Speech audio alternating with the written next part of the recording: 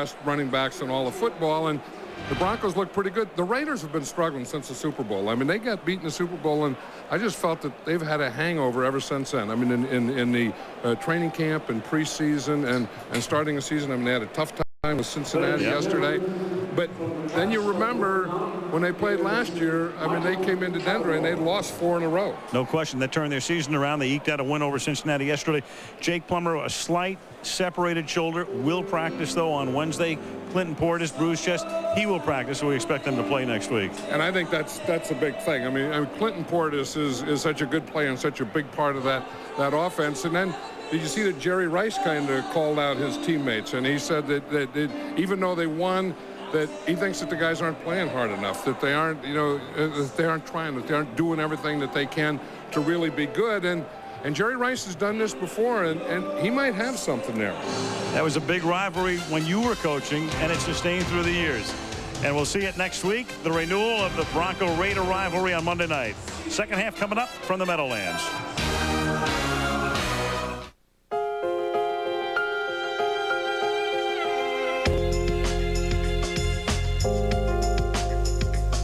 Dallas Cowboys come into the Big Apple, lead 20-7, and they'll get the ball as we begin the second half. Kerry Collins was 7 of 21 for 100 yards in the first half. Matt Bryant to kick off for the Giants, and Zuriel Smith making his NFL debut tonight. 6th-round choice from Hampton University is back to receive the kickoff, which will bounce out of bounds at the 3-yard line, and so the flag goes down. They'll start at the 40-yard line on Bryant's errant kick. And let's check in with Lisa Guerrero. Lisa? Hey, Al, I talked to a very frustrated Jim Fossil at halftime. He said, quote, "We can't protect Kerry. We can't run. We can't throw. We've got to do a better job up front." He also said we've got to get our running game going. If we want to get back into the game, that is going to be the starting point. Al? No question about that, because Barber was 9 of 15. Collins 1 for -1. So the Giants 14 rushing yards in the opening half, and Barber had a fumble as well. And those are all things that are going to help your pass protection. Elisa was just talking about that. You have to go some more maximum pass protection. Then you have to get your running game going. Then you can do some play action pass. Hambrick, gain of 1. Sean Williams, the tackle. You heard Jim Fossil saying that Strahan piece during the middle of the week. Boy, if we practice and play like that, we'll get beat. We'll get our butts beat, and that's what's been happening in the first half. 3 turnovers by the Giants, one of which was returned by Singleton for a touchdown. Dallas has really played well, and part of it has been their execution. The other part of it, I think, has just been that they're beating them to the punch. They're beating the Giants to the punch. 2nd and 9. The pass is caught. Then Antonio Bryant makes his first catch of the night. He had to wait for it. He got free. The pass was underthrown and a little bit low, but he was right there, and it's a 25-yard gain. We talked so much about the Giant offensive line and what they had to do. The first half, the Cowboy offensive line really played well. Now watch Larry Allen. This is why I say that he is so big and so strong, and when he punches you, you stay stopped. In fact, you start to get jacked up a little. You stay punched. That could take a quarter out of you. Hambrick. Nice tackle there by Dhani Jones, being of 1.5 yards. Yeah, and that's what the Cowboys, over the years have always done. I mean, when they had Emmitt Smith, they'd always run to the left side behind Larry Allen. And then when they wanted to run to the right, like they just did on that last play, they would pull Larry Allen. So they either had him a man blocking, or they would have him pulling to the right and leading the play. There is Larry Allen, 10th year for the Sonoma State. 2nd down and 9. Actually, not quite so little. A lot of kids go to school there. Little roll to the left, and that's caught out in the flat here by Jason Witten, the tight end, and he is thrust out of bounds inside the 20 at the 18-yard line. And Jim Fossil was talking about have to be able to run, and that's why. When you get a little running going, your offensive line dominates, then you can fake that run, and then you can bootleg. That's the type of thing that Fossil would like to do. See, you fake the run to the right, then you bootleg out here to the left, and then you have a guy wide open because they're reacting to run. First and 10 now at the 18-yard line.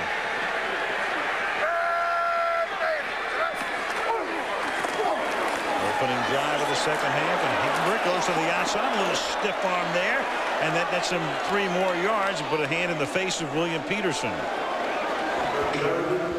And there is Bill when he leads by 13 or more in the half in his career. 38-2.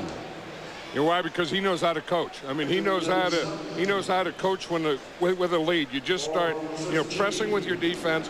You start slowing everything down on offense. You start running the ball, taking your time, running time off the clock. All those types of things he knows very well. And Foster with the look of a guy down by 13 and watching his defense be pushed back. And then Carter loses the football. And the Giants need a big break, but it's Carter who comes up with it.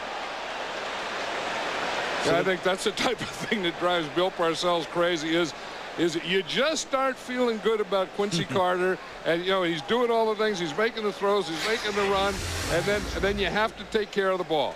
I mean, here he is, he steps here, has good pressure with his offhand, and well, that's not his fault. I mean, that when he goes to throw and it came out the back door on him. That's what we were talking earlier. Maybe these balls, they get to be wet and then they're slick anyway, and they do take some funny rounds coming out. Arm was coming forward, but that was a fumble. 3rd down and 17. Little misdirection play here. And that's Avian Kaysen as he sets them up for what will be about a 41-yard field goal attempt. And that's what I was just talking about, Bill Parcells knowing how to coach with a win. Run time off the clock. You get in that 3rd down position, just take the run and then take the field goal. No wind right now. Normally it's swirling here, especially kicking toward the tunnel at the north end. That's pretty cool, that graphic. How that goes up there between the pipes. Spotted at the 32, so it's a 42-yard attempt, and it's perfect.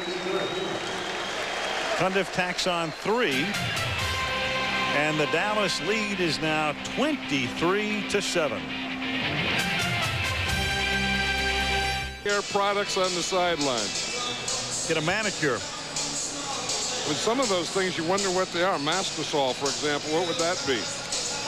Pain off. That's a good one. Back quell. Back quell. Migraine. I know what that is. No cologne. Mitraflex.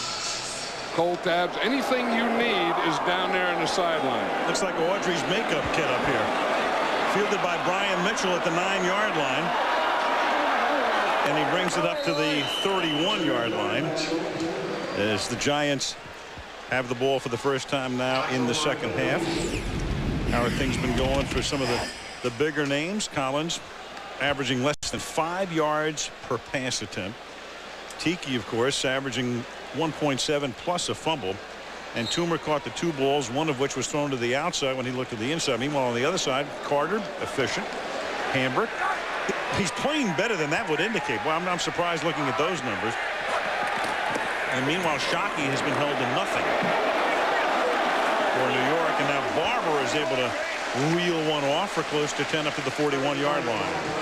And some of those playmakers for the Giants are going to have to start making plays. I mean, they can't rely on Kerry Collins to take a 5 or a 7-step drop or get back there in the shotgun or get in those 3rd and long, sit back there and find guys open deep. I mean, they're going to have to get quicker plays, those types of runs from Tiki Barber on 1st down to create these 2nd and short and 3rd and short situations. 2nd and 1 here.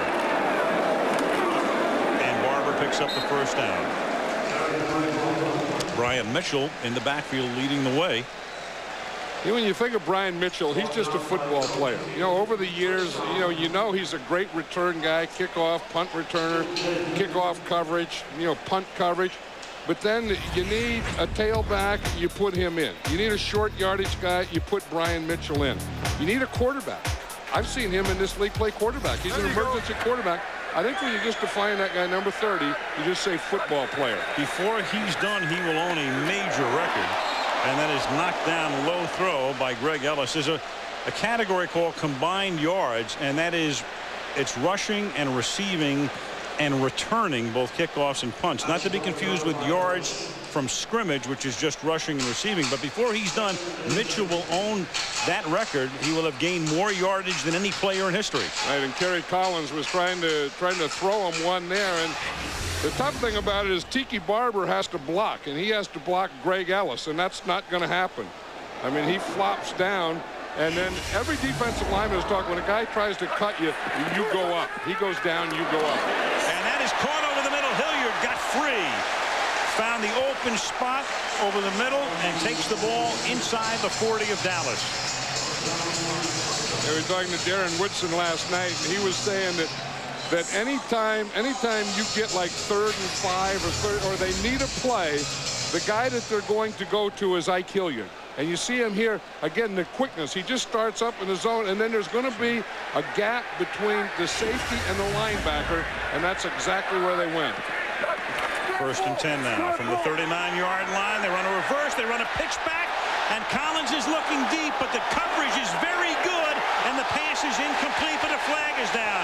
Roy Williams was back there with Amani Toomer, and with interference on the call, if it's against Dallas, they'll have the ball at the 1, and it is. And that's Roy Williams' problem. We saw that in the first half. Remember, a big play on him. That you have those hard-hitting safeties, but when you go that cover 2, then they have the deep, and they have to be able to locate the man and locate the ball in space. And you can see that Roy Williams didn't do that or couldn't do it. He's looking over his right shoulder, and then when he gets over his left shoulder, he has pass interference.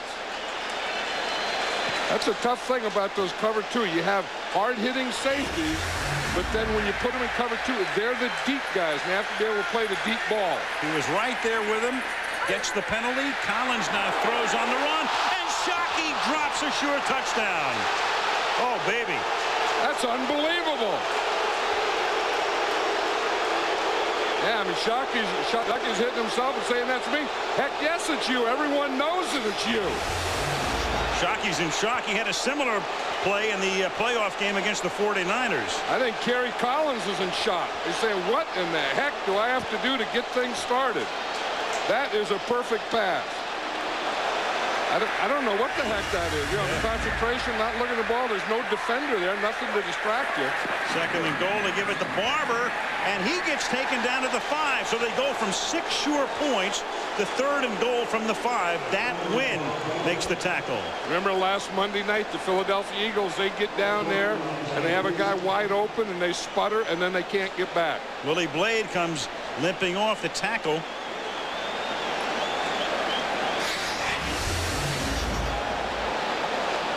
I mean, sometimes you drop passes because you're well covered, and sometimes you drop passes because there's no one covered. You're just wide open, and all you can do is look at your hands and laugh at yourself. 3rd down and goal now from the 5-yard line. Collins guns it, caught, touchdown, Hilliard.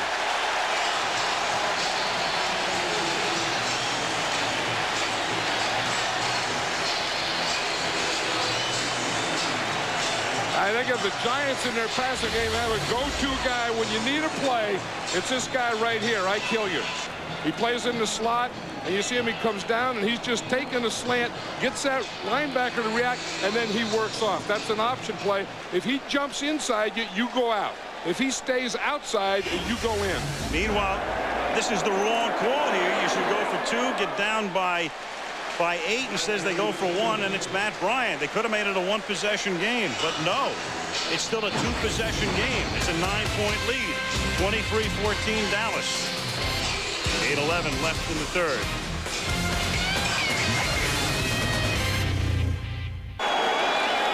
8:11 to go. Matt Bryant. 4-yard line. Zuriel Smith brings it back to the 28-yard line. Tackled by David Tyree. The 2-point conversion rate last year was about 48% in the league, and we'll get back to that when we come back to the Meadowlands. 23-14 Dallas. At the altar of Ike Hilliard right now as he gets away with a drop. Hilliard scores. Talked about the 2-point decision. It's open to debate to a certain extent, but the point is, if you go for 2 there, it's a 1-possession deficit. Now they still have to get a touchdown and at least a field goal. The difference between 8 and 9 is about the same as the difference between 8 and 10, roughly. You still need 2 possessions. Either way, even if you miss the 2-point conversion. As Carter throws, and that's caught over the middle by Glenn, who breaks out of a couple of tackles and takes the ball into Giant territory. And as was the case the last time the Cowboys were scored upon, they come out firing. You know, and you talk about being able to throw a ball and what a good pass is. When you have a guy coming across and he doesn't have to break stride, that is an excellent pass. Now watch Terry Glenn. He's going to come across here and watch. He just gets that ball and he doesn't break stride, so he can keep that speed that he has going before he catches the ball. He can keep that same speed going. And then you got a bunch of blue jerseys chasing you. 1st and 10 at the 45-yard line.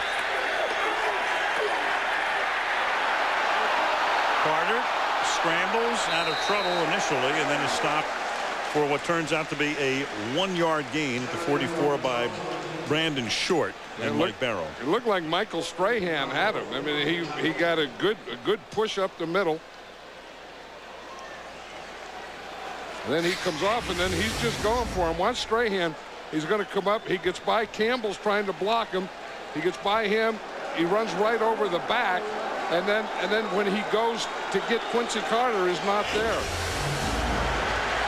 Strahan there. Giants rotate along that defensive front. William Joseph, 94, is in the game as well. He was their #1 draft choice out of Miami. And that timeout is called by the Cowboys.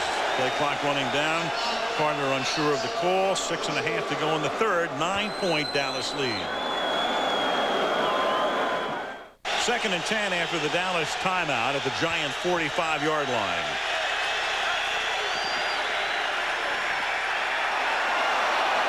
Carter steps up, going deep and turning around. A flag is down. Antonio Bryant made the catch. He was out of bounds. And the call is made deep downfield. And I bet it's against Antonio Bryant, too. I bet that's offensive. Nope, well, it's not. Yeah, now the question becomes, and this is what the meeting is about, could he have caught it inbounds, or was the ball thrown out of bounds? Pass interference. It's going to be on 24, Peterson, if it is. But now the field judge and line judge are going to get together. The question is, could that ball have been caught inbounds by Bryant? Pass interference, 24 defense, automatic first down. And that's not reviewable. And I think both of those guys were pushing off because, you know, they do call it on Will Peterson, but I saw Bryant push off too. But I don't know what it is yet. Right there, you see Bryant push off with his right hand. I still say is offense. That was not defense. Yeah. Because when I saw it raw eyes, I said that's going to be on offense. And you can see it right there. It is on offense. Sure. In fact, Will Peterson doesn't run it. He puts his hands down so that he won't get called. Exactly.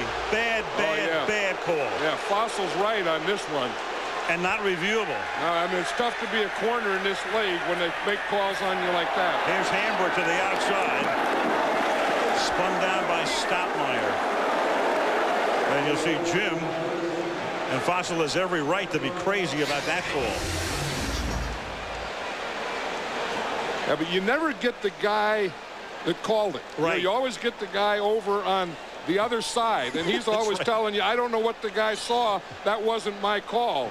But the guy who it was his call makes a terrible call. Right. The head linesman is 75 yards away from that call right now. The field judge has the best view right there. That's as bad as it gets. 2nd down and 10 at the 11-yard line. Carter over the middle, and that's incomplete. Intended for Dan Campbell, the tight end.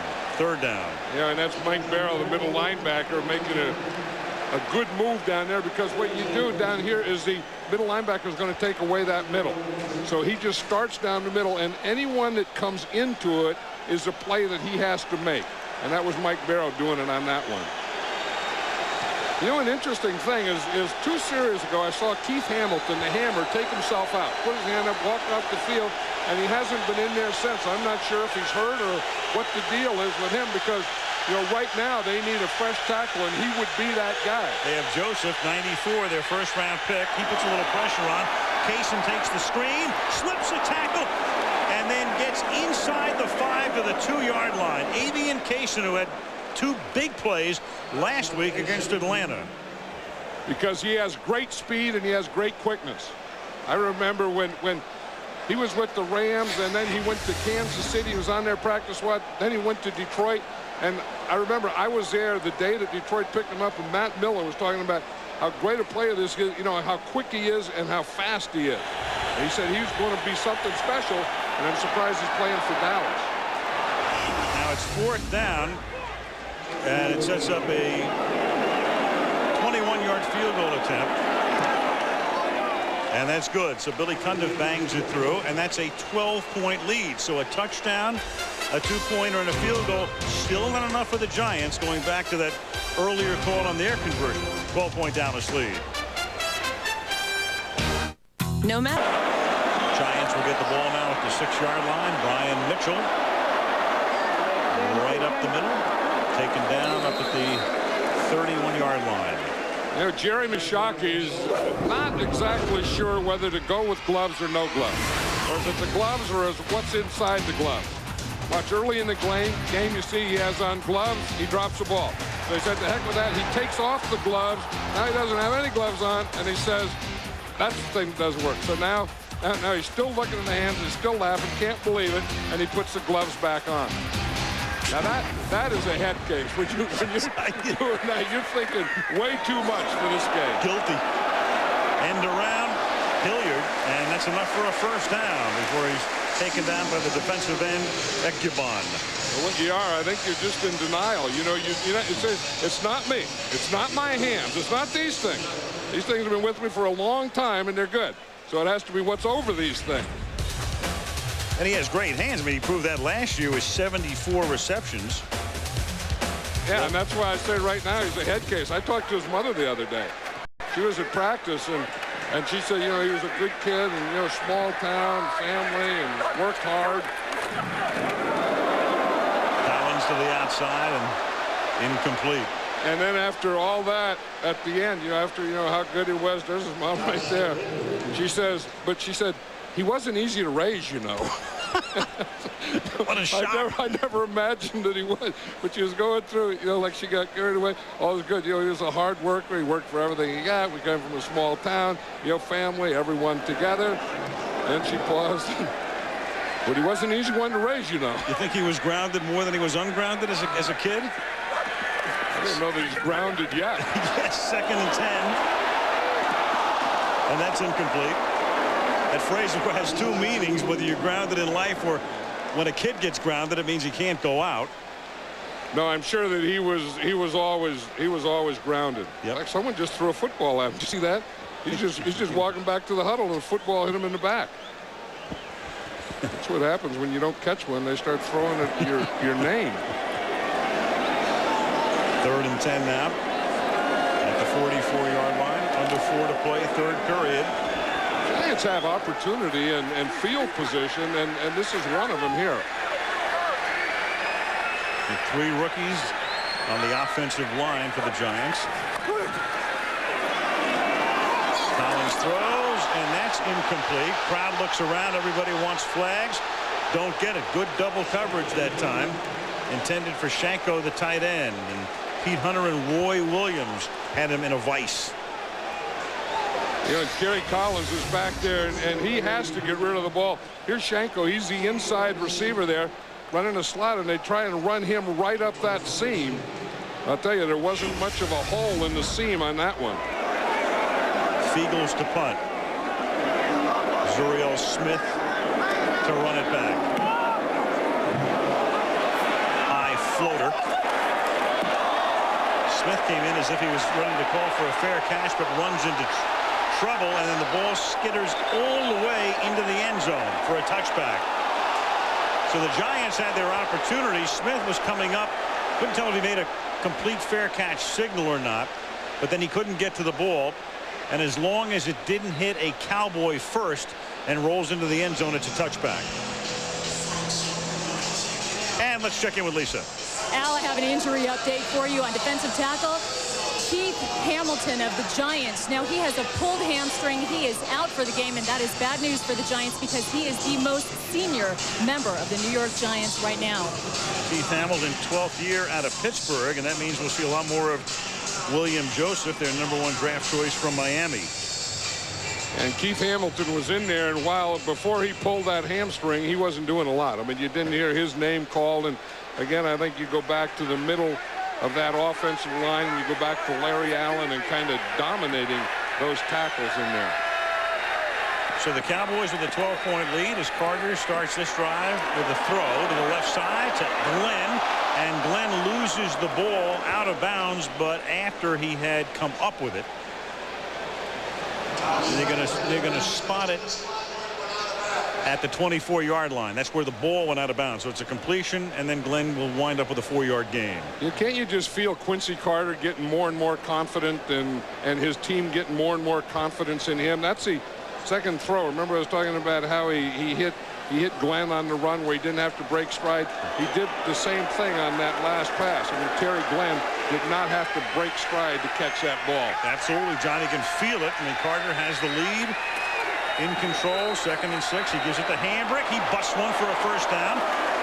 Up to the 35-yard line. William Peterson with the tackle. And so Bill Parcells comes in, and of course, John, that was the big story in the offseason, the hiring of Parcells. Everybody's saying, it can't work. Two strong-willed guys. But, you know, I think my feeling was when there's a 6 in front of your age, as there is with Parcells at 62, and Jerry just turned 60 last year, I think you come into a different space. And I agree with you 100% that you know, maybe 10 years ago, when they were both in their 50s, it wouldn't have worked. But right now, it will work. Richie Anderson to the 37-yard line. And, you know, when you talk about the two guys who desperately want to win, there's no question about it. Dallas on top. Giants took the early lead on a Brown interception return, but then the Cowboys ran off 23 unanswered points.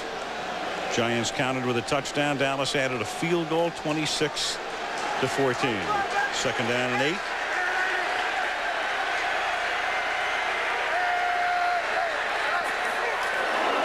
Flag. That flag got to be on William Joseph, the defensive tackle. You know, there's a time where you want to get off on the ball, and if you get, you know, a split second. 94 defense, 5 yards, repeat 2nd down. You know, and how that happens, I'm never sure, except he must have seen something move, because when you're down there, here's Joseph, and here's your head, and you're looking right at the ball, how can you leave before the ball snaps? I mean, that's an easy drill. I mean, you put a guy right down there in a stance, and you just look at the ball. You just watch the ball. When the ball comes, you go. But you can't go before the ball comes. That's pretty elementary, I think. 2nd down and 3. 101, 1-8. No gain here. Strahan makes the tackle. And you can just feel the thing we were talking about earlier, where Bill Parcells just slowing this game down. Taking your time, getting the play in there, running the ball, keeping the clock going. Get this game into the 4th quarter. And few have done it as efficiently as he has through the years, and in big games.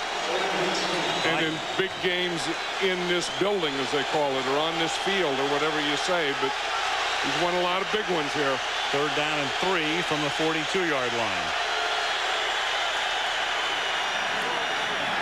Carter. And he finds the open man, and that's Antonio Bryant. And when you look at the Dallas Cowboys, there are 3 outstanding receivers. I mean, Carter's got Galloway, he's got Antonio Bryant, and he's got the other receiver as well, Terry Glenn, along with an up-and-coming Randall Williams.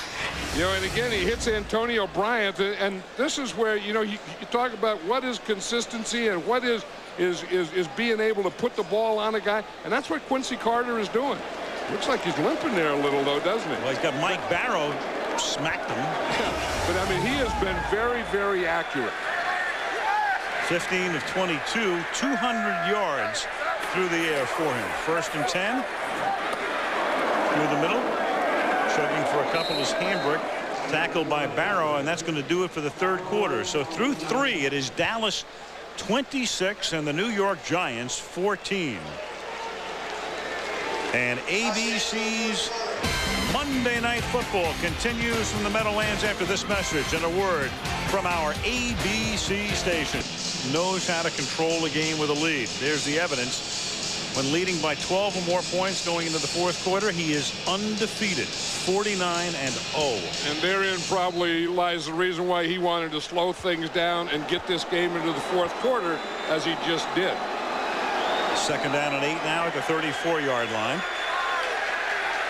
Al Michaels, John Madden, Lisa Guerrero in the Meadowlands, where Dallas is trying to shock the Giants. And a whistle before the play starts. Full start. 42 offense, 5 yards, still second down. You know, one of the reasons I think, John, the NFL has become America's favorite sport. I mean, the first 2 weeks, classic examples. How in the world does Houston beat Miami? Tampa looks so good. Then the next week, you know, Tampa loses to Carolina. Then the Cowboys come in here with an inferior team and might beat the Giants tonight. Cincinnati almost beats Oakland. Yeah, I mean, that's why I said that sometimes the NFL stands for never figure league. Yeah. And especially early in the season, you know, I mean, all we have to go on is what happened last year, but there's so many changes during the offseason that you don't know who the power is until about halfway through the season. 2nd and 13, that's a flag because there wasn't an eligible receiver in the area. Carter was just throwing it away, and only linemen were there.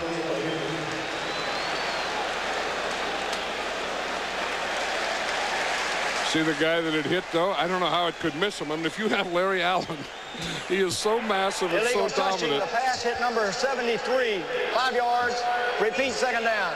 But sometimes if you keep a ball low and you look at Larry Allen, you say, how in the heck can you miss number 73? I mean, he's throwing there. He feels a rush, and he's going to get rid of the ball. And if you're going to get hit, that's where you want to get hit, where you got the most padding.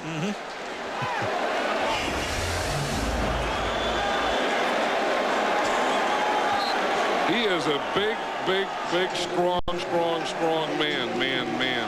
He's a little gassed right now. 2nd down and 18. If you got hit there, you would be too. Yes, after running around for 2.5 hours.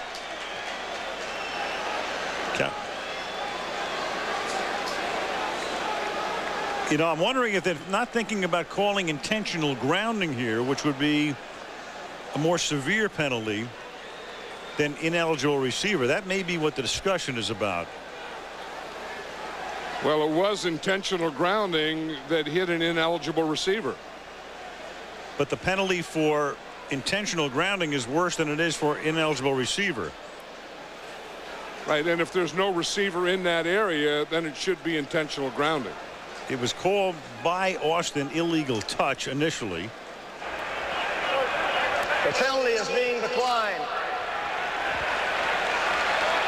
The Giants thought it carried a loss of down. They were going to accept the penalty. It does not carry a loss of down. Therefore, they want to decline the penalty. We go back to the previous spot. 3rd down. You see, that's why the intentional grounding would have been more beneficial to the Giants, because that does have a loss of down. That's a loss of down, right? Yep. So then they thought it was a loss of down, and then an ineligible receiver is not loss of down. 3rd down now and 13, and that's the reason, as Austin explained, why the penalties decline. Big defensive stop coming up here for the Giants. Ton of time for Carter, and then throws incomplete, but here comes a flag. Glenn and Sean Williams are involved. Terry Glenn, the receiver, Sean Williams, the DB. You know what the Giants are saying? They're saying that the ball was tipped, and if the ball were to be tipped, there can't be pass interference. Defense, automatic 1st down. That's on Sean Williams. Again, I don't know that he would have caught that ball anyway. Thrown high. Fossil waiting for the replay, and here it comes. And you watch Sean Williams here. He just doesn't time this thing up. I mean, he's in pretty good position, and he just goes a little early. And in going early, he got there before the ball got there. So 3rd and long becomes 1st and 10 now at the 21-yard line, and Hambrick is taken down by Sean Williams.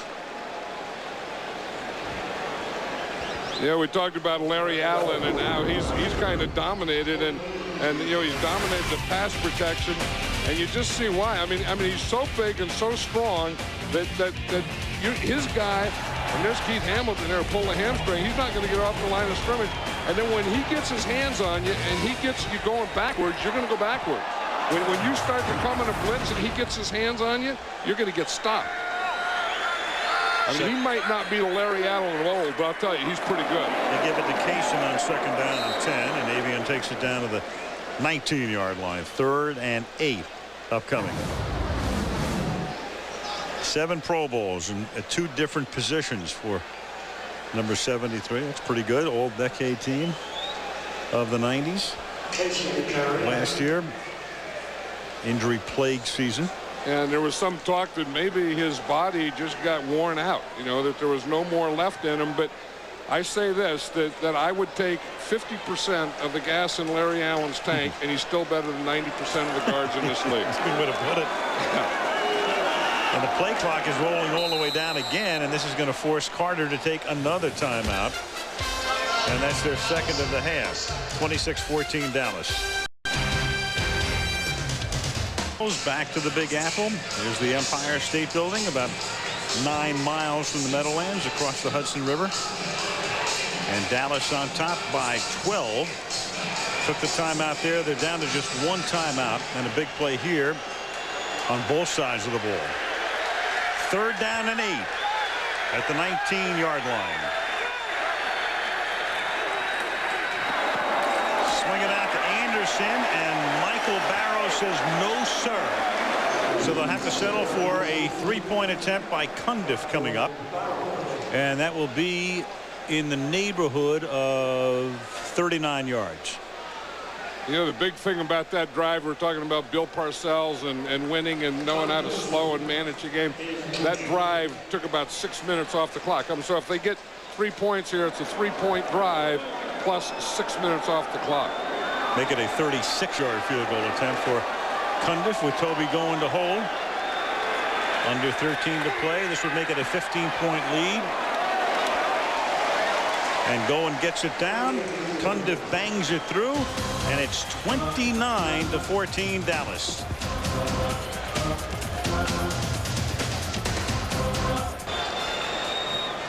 Toby Goen to kick off. Bouncing at the 15, fielded by Brian Mitchell.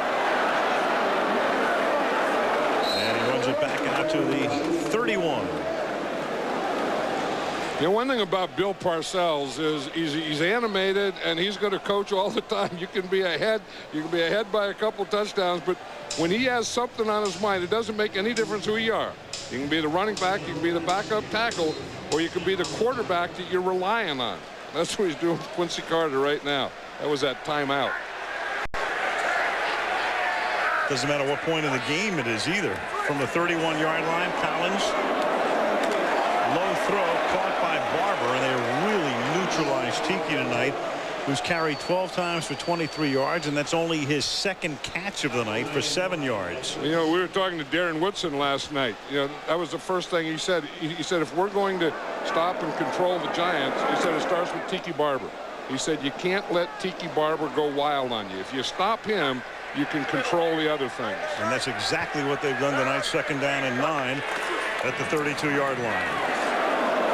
Slings it over the middle and behind Shockey, incomplete. Shockey still hasn't caught a ball, has he?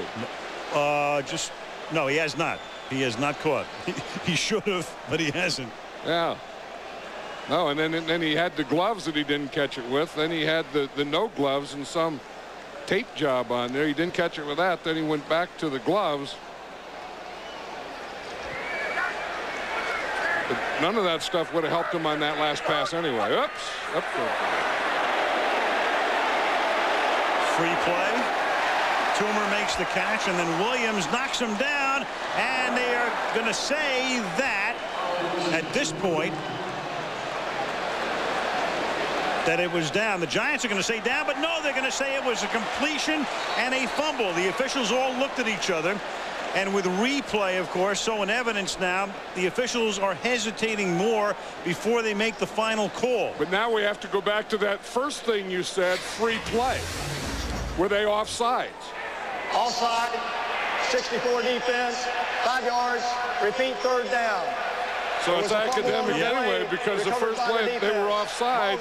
Exactly. On the offside foul. That's Dale Roy Stewart. So that negates anything good that can happen for the defense. Right, and that's the definition of a free play. You know, you say, what is a free play? Well, you see someone offside, you throw it in there. If something bad happens, you're going to get it back anyway.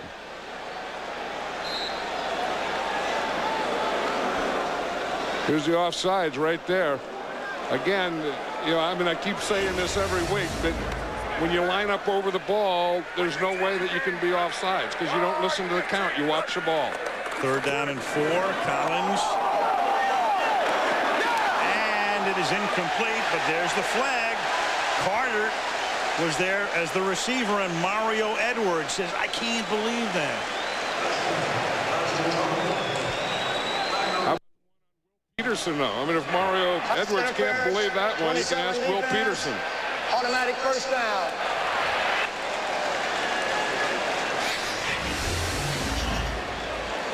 But you hear he's on Carter there. He gets his hand up there. It's not interference. Oh, he just grabbed him right there. Man,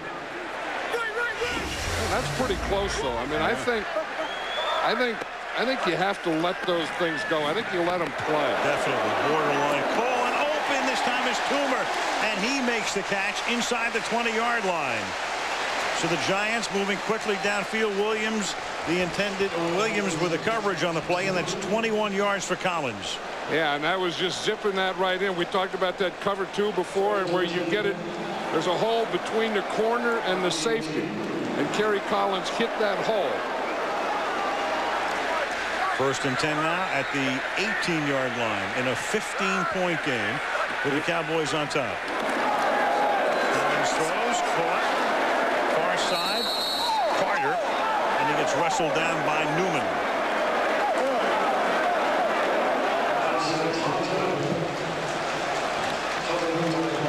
I think the Giants are in pretty good position here because they're starting to get charged now, and the Cowboys, you just get the feeling this defense is starting to get run down a little. They're a smallish defense, and you can wear them out. And it looks like they're starting to get a little worn out on this drive. And that's exactly what happened last week against Atlanta in the second half.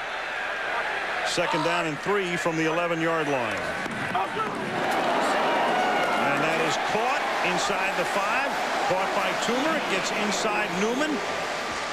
And that'll make it first and goal. Because we know this, that if you give Kerry Collins time, he can make plays. And this whole game, he hasn't had time. Here's Amani Toomer out here. He's going to run up and he should have just gotten inside that goal line, though. Because that's what they're trying to do, I think, is run that pattern where not that second pylon, but he's going to run that out to the first pylon or right on the goal line. Working on Newman on this drive. First and goal from the 1-yard line. Collins to the air, floats one, caught this time. Shockey, touchdown.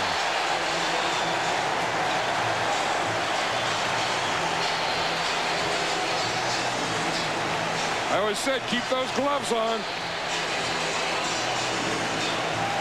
Mama Shockey. Mama Shockey. Every mother watches their son on every play. Here's Jeremy Shockey right here. And you see, the reason that he is so wide open is because it started with play-action pass. And the play-action pass holds a linebacker in safety and lets Jeremy Shockey get a couple of steps. Now you go for 1, and then you go for 2 if you get another touchdown. In a 15-point situation, and that makes it 8. So they're back to making it a 1-possession game. Are the Giants as they move down the field with 9:54 left in the 4th quarter. Good ball game. 29-21 Cowboys. Tomorrow night. Matt Bryant to kick off for the New York Giants, who now trail by 8. Zorio Smith moves over to the corner, takes it at the 3-yard line. Hit hard up at the 20-yard line. David Tyree leading the charge. For the Giants, I mentioned at the top what a huge win this would be. I mean, the Redskins are 2-0. The Giants would be 2-0. And Philadelphia 0-2 and 2 home losses. You know, and the Cowboys have to get some first downs right now just to keep their defense off the field. Watch, this is coming off on that last drive. I had the feeling that the Cowboys defense was getting worn down, and you could see as they walked off the field, this is a very tired defense. Last week, that was the case. The Cowboys were up 7-3 at the half and then gave up 24 points in the second half to lose to Atlanta. Crowd is into it. Carter tries to still have it over the middle. He hits Antonio Bryant up to the 41. So again and again tonight, Dallas has come back from a Giants score to make a big play on the other end, 22 yards. And Quincy Carter has done everything that Bill Parcells has asked of him. You know, I mean, he has been very, very accurate. I mean, you watch this, we talk about putting the ball only where your guy can catch it and continue to run with it. And he's done that pass after pass after pass. And he's averaging 8.9 yards per pass, which is excellent. Yeah, and that deep end pattern has been his best tonight. 42-yard line, two backs behind Carter. And look out, and nobody checks Dhani Jones. So you get two guys in the backfield, and Jones comes in off the other edge. That's what they did. They bring the blitz up the middle, and then Dhani Jones is coming from the outside. So they protect it. They pack down, and no one blocks this side right here. See, they're going to come here, come up the middle, and then Jones comes free from the outside right here. See, because the tackle blocks down, the guard blocks down because of that middle blitz, and then Dhani Jones is free from the outside. What they did on that is they blitzed 7 guys, and there was only 6 blockers. 10-yard sack, and it's 2nd and 20 with the crowd in full throat. And Carter stepping up, throwing on the run, and throws it off the back of the defensive back, Ralph Brown. Kerry Glenn looks for a flag. Brown, who scored the touchdown before, says 3rd and 20. Yeah, we talked about Ralph Brown earlier when he made that interception for the touchdown. He's the nickel back. And the Giants are going where they're either going to bring blitz and bring pressure, or they'll mix it up and they'll drop their coverage and make Quincy Carter throw into coverage like they did that last play. I'll tell you about these fans in New York. They love defense, and they know defense, and they know what this game is all about and when this team needs them, and they need them right now. In every sport. 3rd down and 20. Casey. And they'll stop him at the 39-yard line, and that Dallas defensive unit did not get a lot of time to rest. In comes the punting group.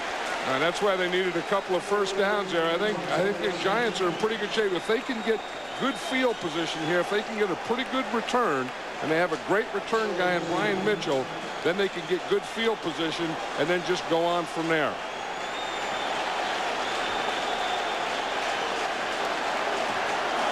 This guy is dangerous.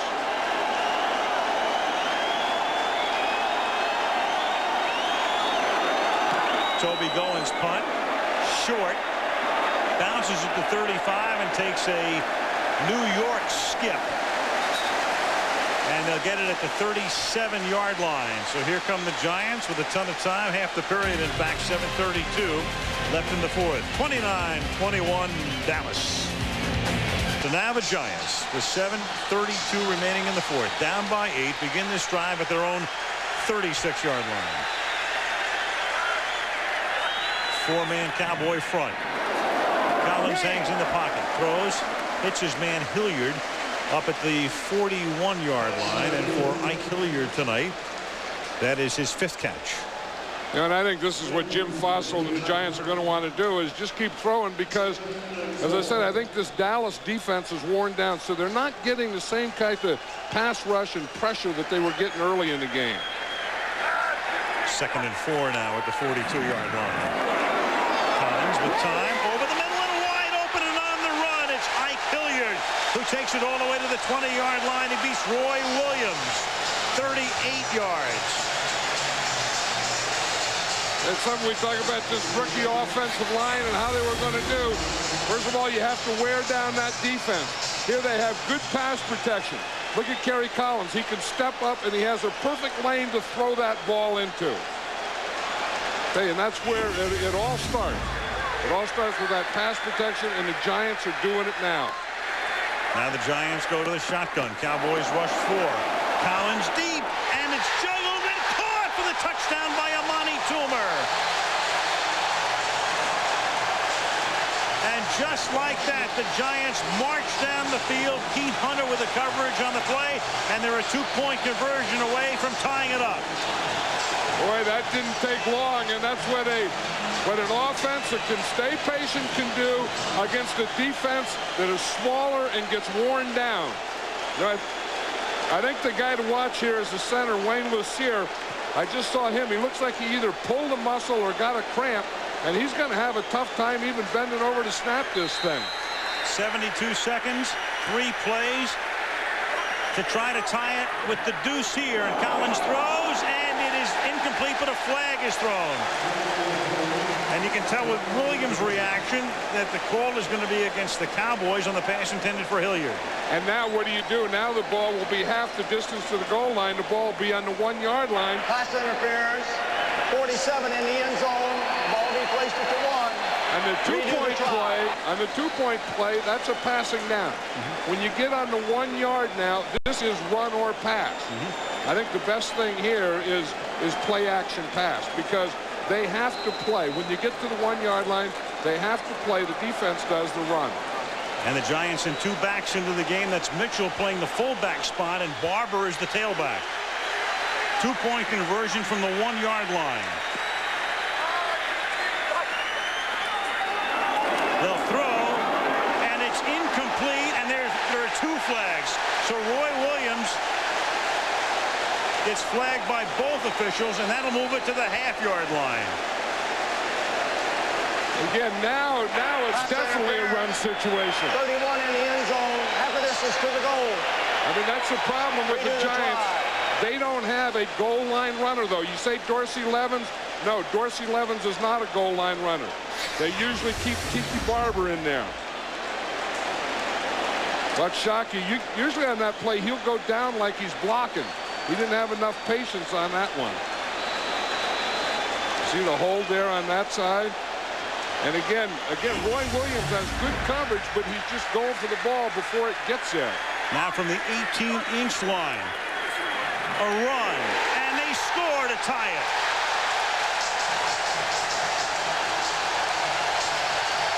Tiki Barber off a Brian Mitchell block. And Bill Parcells, who looked 62 years old about 5 minutes ago, now looks 72. Well, he knows it's those penalties. Those penalties put him in a run situation. Jim Fossil, I think, made an excellent call. Let's look at the touchdown first. Here's Amani Toomer right there. And you talk about a throw and putting a pass on a guy away from the defender. Kerry Collins did that perfectly. Look at this. You have to throw it to your guy, but away from the defender. The defender's on his inside, so he throws it to the outside. Watch Brian Mitchell's block right there. He just nullifies his guy so that Tiki Barber can get it through there. He nullified Darren Woodson. What is that about Brian Mitchell? He'll do anything. I mean, he's really not a goal line fullback, but if you need one, he is that guy.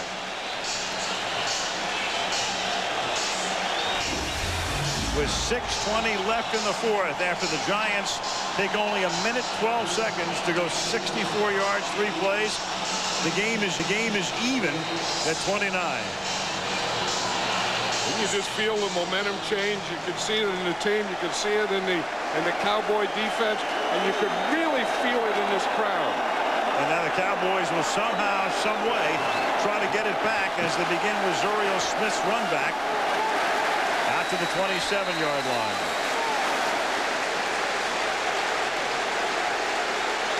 Among the problems now facing Dallas is they've used 2 of their timeouts, as well. As you can see, the Cowboys led 20-7 at the half, 26-14 at the end of the 3rd period.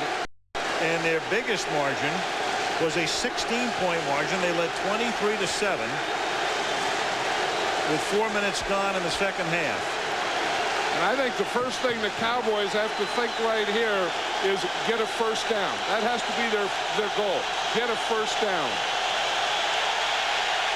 The crowd is roaring. The Cowboys begin with a two-back set at the 28-yard line. And Carter's going to air it out, and that pass is incomplete. The coverage was perfect. Will Allen was back there with Joey Galloway. That's the thing I would think that they wouldn't want to do. Because I think, you know your defense is worn out. You know they're worn down, and you have to keep them off the field a while. And the way to do that is just take those passes, those dump passes, run the ball, and to take some time off the clock here.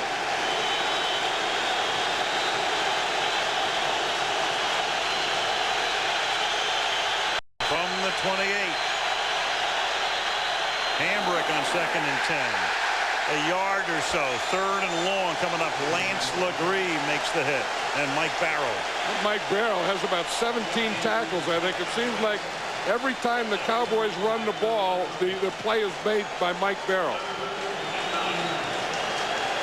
I mean, that defensive line really hasn't made a lot of plays, but Mike Barrow, maybe because the defensive line hasn't made a lot of plays, the middle linebacker, Mike Barrow, has made a heck of a lot of plays. He has cleaned up. 3rd down and 9 from the 29.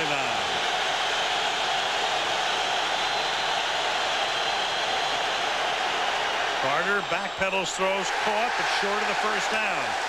Joey Galloway tackled by Will Allen, and just like that, 3 and out. John talked about trying to at least get a first down to give the guys a break. Yeah, because they're not only going to be right back in there, but the Giants, again, are going to have pretty good field position. Depends on how Toby Goen punts this one.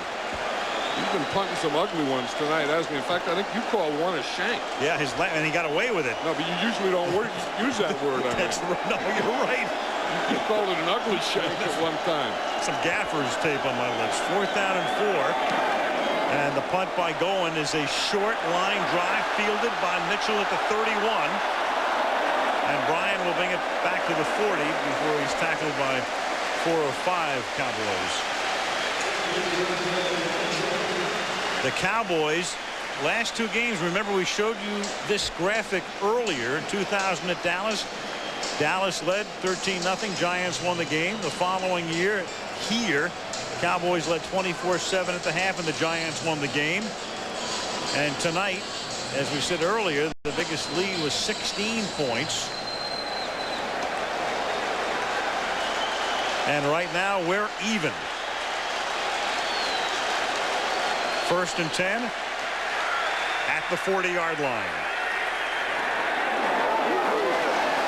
And going deep and making an over-the-shoulder near catch was Tim Carter. No, almost spectacular, but no. Well, the Cowboys are using that cover too, and the Giants are really exposing it now. I mean, Kerry Collins doesn't worry. He's not worried about that safety getting over there, so he just keeps going deep on him. And you can see that the corner doesn't get back, the safety doesn't get over. And the crowd, seeing that replay, wants a challenge, and that will be the call. Right, and Tim Carter, seeing that replay, wanted the challenge. He thought that he was in. Then when he saw the replay, he was jumping up in the air to get a replay. I don't know that he came down with the ball, though, even though you go out of bounds. Challenging the call on the field of an incomplete pass. Well, again, you go back to 2 things here. Does he have possession, and are both feet in bounds? We'll look at it going to the break. We'll come out again and we'll look at it. And I'm sure Jerry Austin will take a long look at it.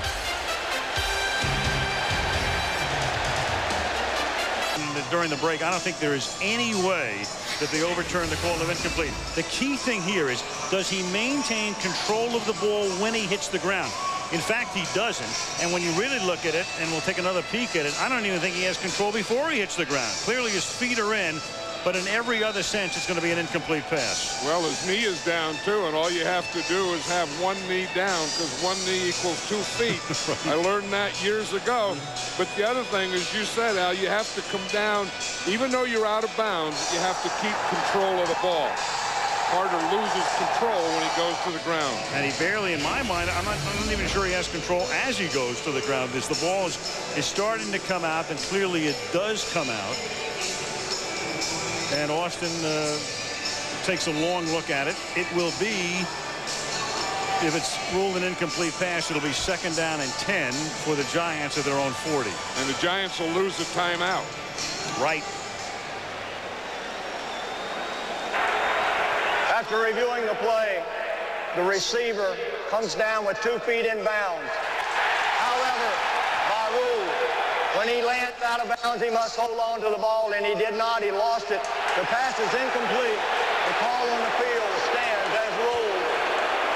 What a tease. What a tease Austin is. I mean, the crowd is waiting. The minute they hear his feet are in bounds, I think everybody's going, yeah. That is the definition of a tease. The receiver caught the ball, came down with both feet in bounds. The crowd goes nuts. But Austin should have said, you know what, folks, I've got some good news for you and some bad news. 2nd down and 10 at the 40-yard line.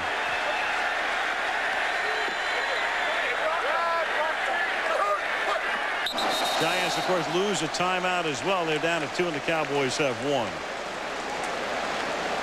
You know, sometimes you have to watch the ball and you can't listen to the count. And on that time, unabated to the quarterback, number 97, 5 yards, still 2nd down. Yeah, Kerry Collins got him with the hard count. You know, Leroy Glover was up there and he was ready to go. And instead of going on 1, you'll see Kerry Collins. Watch him. You see him move his head and shoulders. That was a hard count. And Glover, instead of playing the ball, he was listening to Kerry Collins' cadence. 2nd down and 5 now. To the near sideline, and that pass is incomplete. Toomer, the intended receiver. 3rd and 5.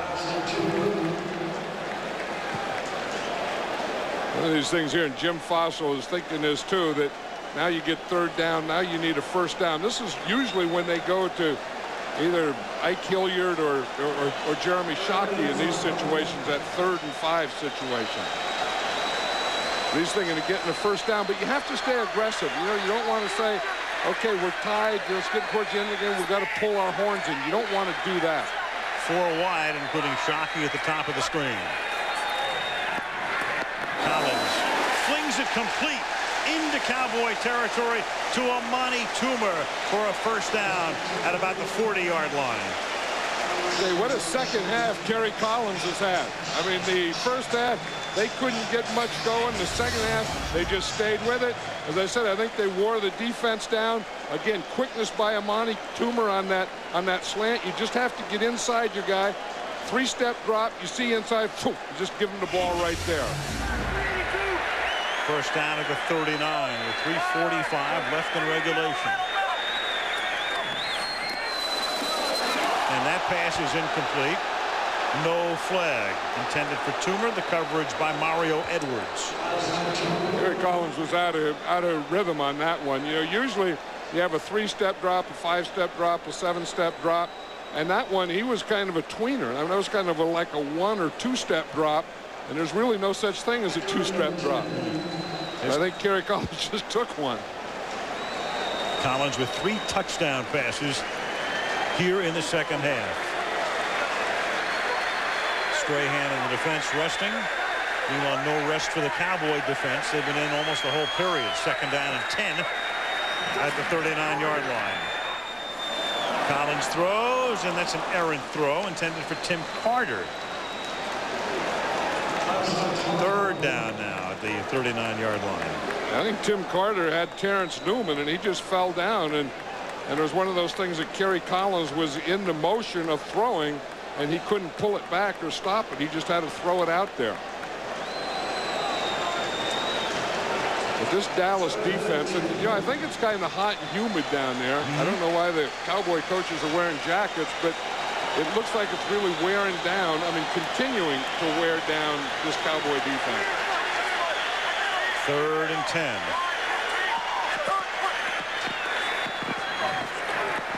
Collins throwing into the seam and incomplete, and no flag intended for Mike Hilliard, and Pete Hunter was there. They were just waiting on that. You're going to see Tony Dixon just sitting back there, and it looks like there's something wide open here. And then Dixon is really going to close on it. See, he throws it in there, and then here comes Dixon. He was just sitting there waiting for that ball to be thrown. Pete Hunter with the tip, and the Giants, by gaining nary a yard on that series, can't even attempt a field goal. Jeff Fiegels will have to punt. And he angles it. And right there to stop it at the 9-yard line for the New York Giants is Delvin Joyce. 3:20 remaining now as Dallas gets the ball, and Monday Night Football is being brought to you by Coors Light, the official beer sponsor of the NFL. Cold down easy. Old Spice, spice things up. Honey Nut Cheerios, be happy, be healthy. And G-Shock, shock the world with the Atomic Solar G-Shock watch. Because you're mine, I walk the line. I walk the line. Johnny Cash. You bet. We lost a great one. We lost Johnny Cash. You just hear like 2 or 3 words in any song, and you'd know that's Johnny Cash. No doubt. I think you could name that tune in about 1. The Dallas Cowboys from their own 9.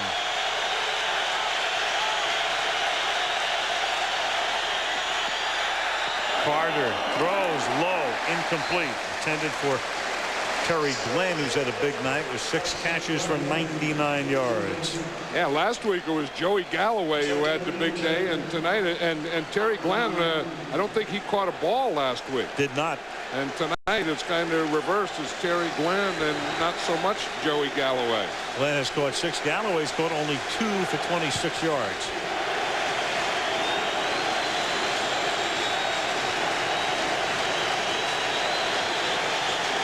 This whole second half, this Cowboy offense hasn't been able to help their defense much. They haven't run a lot of time off the clock once they got into the 4th quarter. Carter throws, caught outside. Glenn up at the 16-yard line. 3rd down and about 4 coming up. And we were talking about getting into the 4th quarter, and now Bill Parcells never loses when he has the lead in the 4th quarter. And from that time on, they weren't able to get first down. Nope. It seems like their defense has been on the field the whole 4th quarter, and their offense has been 3 and out. Giants caught fire, 2 touchdowns. 1 1-point conversion, 1 2-point conversion to erase a 15-point deficit. Big 3rd and 4 from the 15. Blitz coming, and that forces Carter to throw before he wanted to because of the blitz by Dhani Jones, and Collins gets ready to come back in with the offense.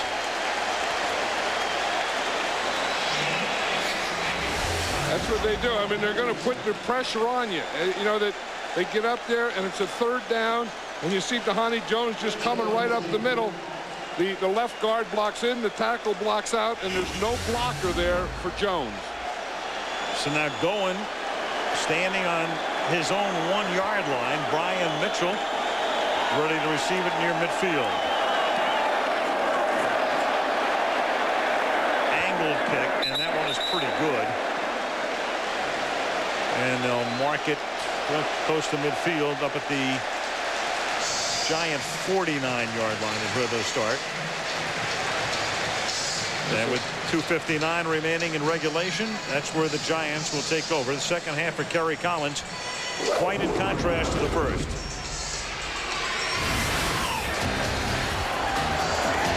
You know, it's funny how in the first half we talked about the offensive line and 3 rookies and how they weren't getting the job done. And in the second half, then Kerry Collins got hot and started doing all these things. We didn't talk about the offensive line anymore. 3 rookies or the center playing tackle. I mean, they have all united. all of a sudden they're like an all-pro. And Barber spins out of a tackle and picks up maybe a first down. That win had him near the line of scrimmage. And then Tiki, who's a little slow in getting up right now, is able to move the chains. That is a first down, but they're going to lose Barber for at least a play. And that's the thing with the running game. I mean, one thing with the running game is they need Tiki Barber. The other thing, it's always easier to run in the fourth quarter. I mean, you kind of play the first quarter is tough to run. Second quarter, a little easier. Third quarter, gets somewhat easier. And then the fourth quarter, if you're going to get any running game going because of the defense getting tired, that's the time that you get it. Well, Delvin Joyce will come in, but right now there's an injury timeout for the Cowboys. I believe that's Roy Williams. That is Roy Williams. And you see Tiki Barber here. I think he got his foot caught, then he just ran right out of that. They're going for the strip. Everyone is going to try and get the ball out of there.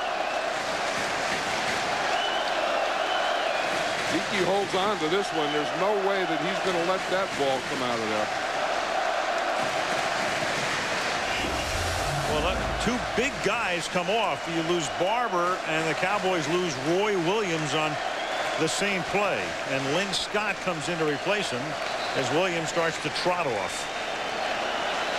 Well, you look here, we know what the Giants need for a first down, and I would say that they probably need about, what, 12 more yards to be in field goal range. 12 more puts him at the 30, makes it a 47-yarder.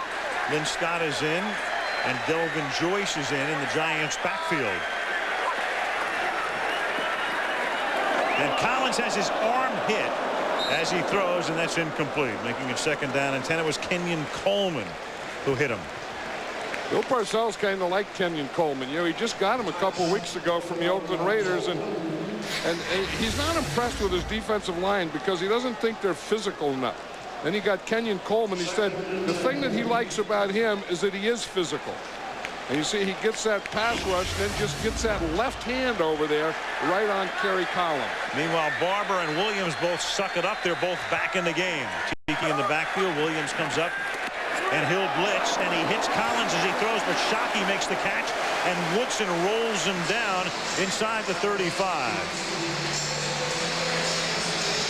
They're right there. So now you're thinking, get a first down here, and then the Cowboys, of course, are thinking, you know, stop them. We have to knock them out of field goal range. Right now it'd be about a 52, 53-yard field goal. And we just saw Roy Williams where he came off and he was hurt, and then he comes back and they bring him on the blitz. Huge play upcoming when we come back because it's 3rd down and 3 at the 2-minute warning, and we're tied at the Meadowlands. One way or the other, and that guy's probably going to ride the horse trailer. Yes, he is. But I think, what's that word or initials, TBD? I think horse trailer TBD. To be determined. Yep. Or TBA, to be announced. Yep. In the last 2 minutes. This quarter, all Giants. And that's when you have to have it. You know, you talk about emotion and motivation and getting guys up. You have to get them up that when they get tired and they're breathing like that, that they go and play. You know, it's not the first play or the first kickoff. It's none of those things. It's motivated to play from here on in. And this is a huge play because if the Giants convert, they'd be in field goal range and they can run the clock down. And again, the Cowboys have only one timeout. If they don't convert, do you take a chance on about a 50-yard field goal and run the risk of missing it and giving the Cowboys the ball near midfield? So here it comes on 3rd down and 3 from the 35-yard line. On a roll by Collins, and they convert. They get the first down. He steps out of bounds, and now they can work the clock to the end. Amani Toomer makes the catch, and he's a candidate for the horse trailer. That's a heck of a play and a heck of a call by Jim Fossil, because we know Kerry Collins is a sitting duck. He just stands in the pocket. He doesn't move out. So he gets in this situation. He needs to play, and he runs a sprint out. Sprint out right and just throw the out. And that was a perfect throw by Kerry Collins. It was a good call. You know, if they're going to rush him, they're going to rush him in the pocket. Get him outside the pocket. 1st and 10. The Cowboys can only stop the clock once, and Collins is going to air this one out and out of bounds, intended for Amani Toomer. Very interesting call. Yeah, well, they've found something over there on that right side. I mean, they're going at Terrence Newman, and then they figure if it's going to be a cover 2, it's also going to be Roy Williams. So they're either going to get Newman, the rookie, or Roy Williams, who really looks beat up. And you see here they got Newman, and they have him going deep. Williams doesn't get over. But I'll tell you, that was just thrown out there. But, I mean, that's the place to work. If you're going to work on something, you're going to take the shot to your right side. 2nd down and 10 at the 28-yard line.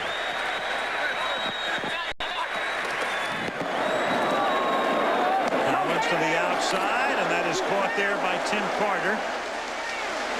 And Carter would have preferred to stay inbounds, but he steps out, which helps the Cowboys with 1:44. You see what they did to Terrence Newman. He knew that they were going to work on him, and he thought they were going to work on him deep. So he starts to bail out, and Carter just runs it out, and he's about 5 yards off him. Matt Bryant, who was in an open competition with Mike Hollis in preseason, and Hollis got hurt. Bryant got the job, career long 47 yards. Right now he's within range of, if they gain not another yard, about a 38-yarder. 3rd and a deuce from the 20. And through the middle and trying to pick up the first down is Tiki Barber. And it is a first down.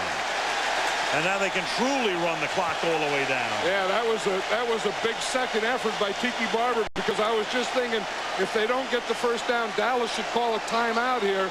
Once they get the first down, now Dallas can't call the timeout. But I don't know that he had it initially. It looked like it was a second effort thing. He's going to start. Here's Tiki Barber here. He's going to start with the lead right there and then cut back, and he doesn't have it yet, but he gets it right there as he goes down. Because he was trying to run it to the left side, and it wasn't there. He had to go for the cutback. Final minute of regulation. Barber. And finally taken down to the 12. So the Giants are going to be in a position, as you'll recall, they were in the playoffs last year when the botched field goal attempt at San Francisco cost them the game. Of course, a play that should have been ruled pass interference, but that's another story. Right, and you see Tiki Barber, how he has both hands on the ball now. There is no way that he is going to cough this thing up. And then you think, well, they're in good position here for field goal, and it's a chip shot. There's no such thing as a chip shot, and I think that was probably proven yesterday in Tampa, wasn't it? Absolutely. But they have 3 blocked extra points. Well, how about at the end of the game? I mean, they score at the end of the game and then miss the extra point, and the Giants take a timeout here. So what the Giants are doing, they're finished running any plays. They're close enough for Bryant, and they're giving themselves the opportunity, in case of a botched snap, to try it again.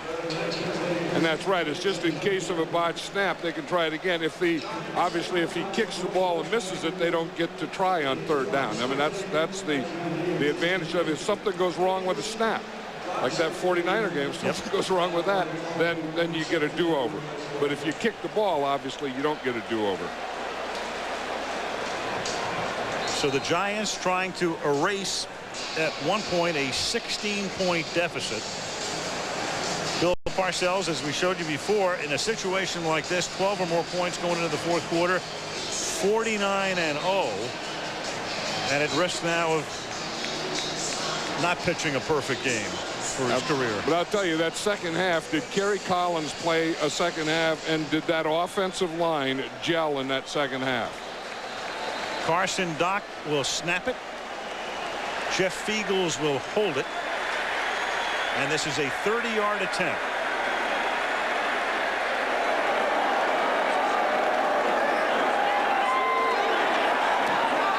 Good.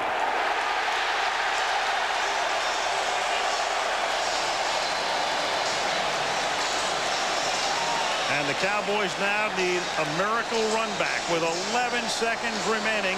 The Giants have moved out in front 32-29. First time the Giants have had the lead since they've led 7-0 in the first quarter. That's the snap. The snap is perfect. Eagles just puts it down. It doesn't have to spin it, doesn't have to move it at all.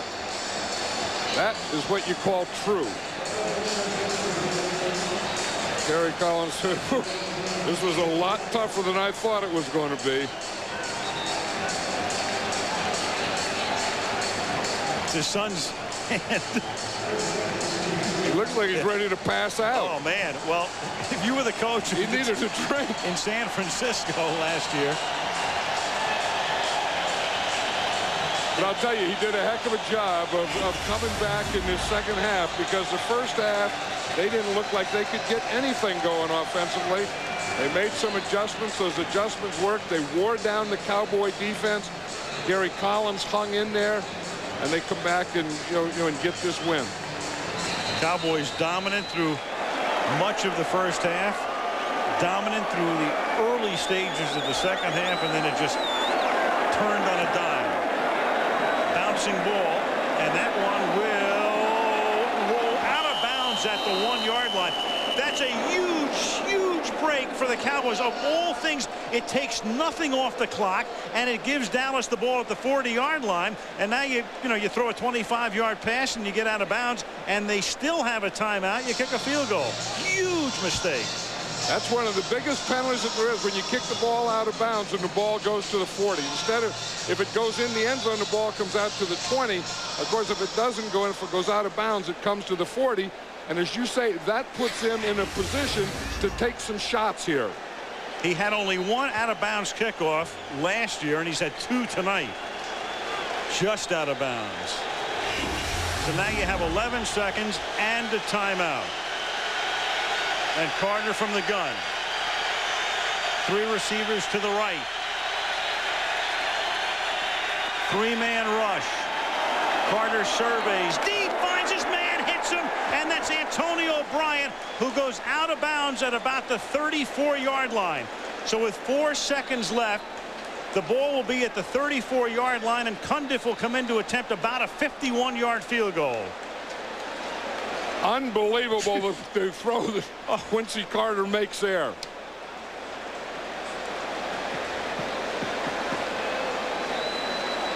And Antonio Bryant is hurt. He makes the catch. He gets whacked by Peterson. And even though he's out of bounds, he's close enough to the field that they can't resume play until they take care of him. With Quincy Carter, he has to make a play here, and he puts this right on a rope. That is a perfect pass. He could have used about 5 more yards, but in this situation, that's what you have to do. I mean, again, it's that cover 2, and it's that hole between the corner and the safety, and he just hit him in there. And Bill Parcells is saying, that's what we needed. At least we get another shot at it. We get a shot right here. So Billy Cundiff, who has made 5 tonight. The one he missed was a 53-yarder at the end of the half. And they'll spot this one at the 42. Toby going, kneeling there. And here comes a 52-yard attempt on the final play of regulation to try to send it to overtime.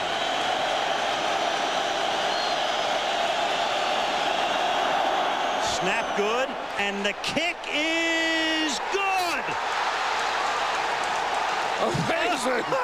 This is amazing. This is incredible. So it's unbelievable that Bryant can kick the ball out of bounds on the kickoff. As we said, a huge mistake.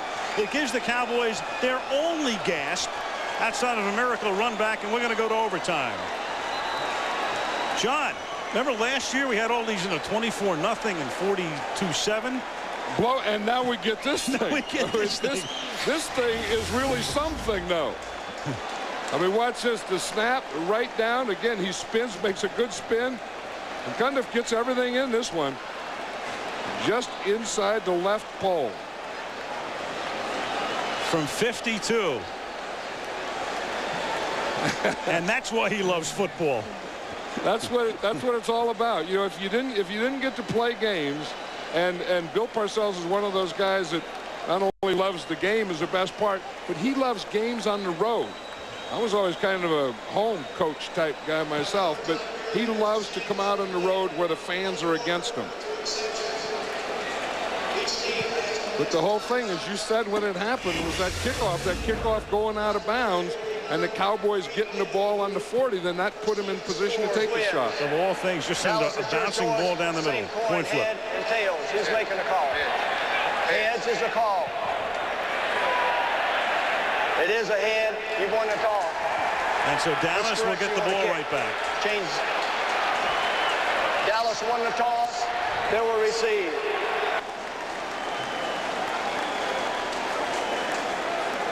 At the end of regulation, Dallas 32, the Giants 32, overtime on Monday Night Football after this message from our ABC stations.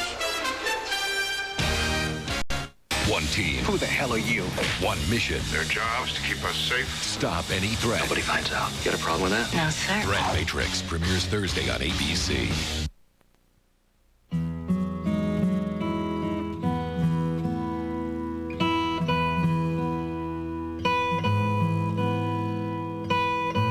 As time flows on, there are places we return to again and again.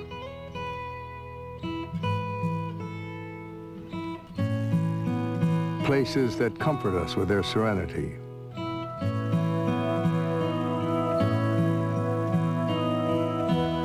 Places that astound us with their beauty.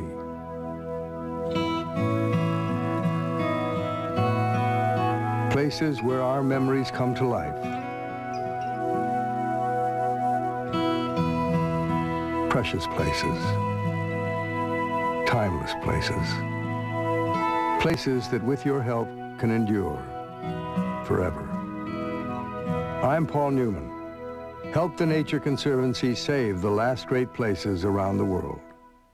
Kurt Bachman is an authority on mountains. We guide people in the mountains here. How you spend your day Mountains create their own weather. depends so much on the weather. We pay close attention to the weather. Whether you're in the mountains, like Kurt, or getting the kids off to school, Scott Dorval gives you a real picture of tomorrow's weather tonight. We're pretty blessed here in the Sawtooth to have more than our fair share of good weather. Scott Dorval, the Weather Authority, 6 on your side. No one will complain about a bluebird day. Thanks for watching 6 on your side. Collins will have to sit and wait and hope to get in because Dallas is going to get the ball as we start overtime at the Meadowlands. And here was Bryant's kick, which was outside the hash mark to begin with and then just kept rolling left. If it goes into the end zone, it's the 20-yard line. Goes out there, 40-yard line. That allows Carter to hit Bryant, and then Cundiff does his thing. 52 yards as the clock goes down to triple zeros. And as you said, it all started with that kickoff. If that kickoff didn't happen, then they wouldn't have had one shot. But then, because they did get one shot, they still had to make it. Quincy Carter still had to make that throw. And then, of course, Cundiff still had to make that kick. Zuriel Smith to run back the Bryant kickoff.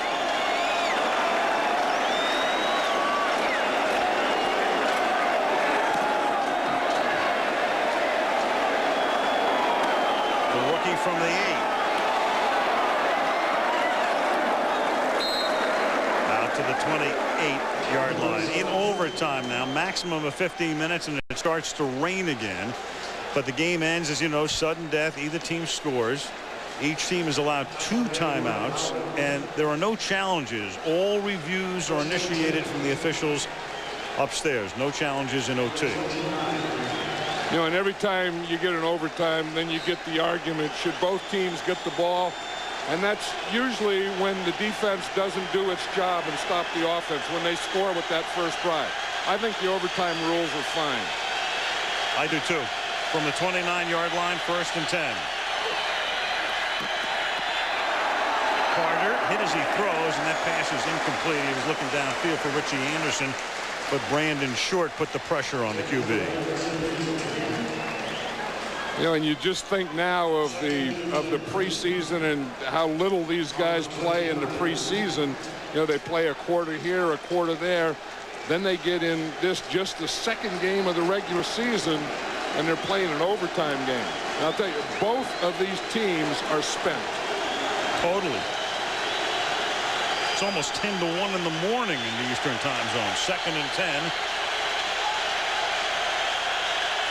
From the 29-yard line. rolling, throwing, and the gain is up to the 33-yard line as Bryant makes the catch. About 6 yards shy of the first. You know, Al, I think there's something wrong with Quincy Carter. I think he hurt his leg. I mean, he's been out there making plays and playing. But anytime he moves, he's limping. Take a peek here. Yeah, I'm not a doctor or a trainer, but looks like to me like he has a pulled groin. Watching the way he comes out here. A little gingerly. Yeah. There's no way that he's going to come out of this game. I mean, not now. Obviously, we're in the thing, but I think he's had that for a couple of quarters. 3rd down and 7. Giants show blitz. They come. The pass is caught by Joey Galloway, who reaches up and makes the grab near midfield. That's the risk you run if you're going to send everybody. Somebody's going to be open, and it's Galloway here. Yeah, Will Peterson was on him, and he tried to undercut it. You see, you can either play that thing over the top or you can try and come underneath. Now watch Will Peterson. He's going to come in here. See, he tries to go under, and then the ball goes right over him. At the 49-yard line now, 1st and 10 for the Dallas Cowboys.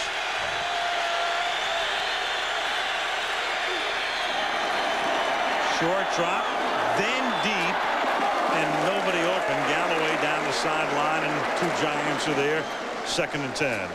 You know, I know what they tried to do. They saw Will Peterson undercut that one, so they thought, okay, let's fake it and then go deep. You know, let him see a slant like you're coming inside, let him go underneath it, and then you just go up right by him.